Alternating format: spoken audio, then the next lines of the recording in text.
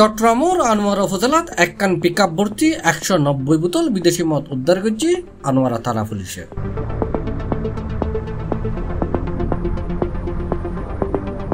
এই সময় মাদক কারবারের লয় জড়িত গাড়ির চালক আমির হোসেনের গ্রেফতার এবং মাদক বহনে ব্যবহার করে নিয়ে গাড়ি আনু জব্দ করা হয়। জুনের 29 তারিখ শনিবার ভোরে উপজেলার বারসদ ইউনিয়নের গোবাদিয়া লাহাত পুলিশের অভিযানত এসব বিদেশি মদ উদ্ধার করা হয়।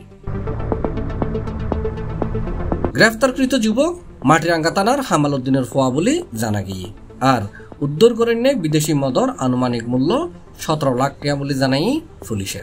জাহাজতুন এসব মদ খালাস করে চট্টগ্রাম শহরের দিকে লই যাবে সামান্যজি পুলিশের হাতত ধরা হয়েছে এসব মদ।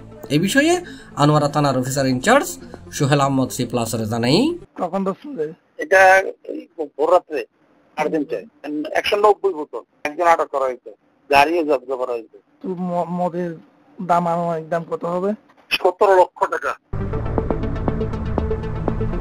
C plus, Chittagong.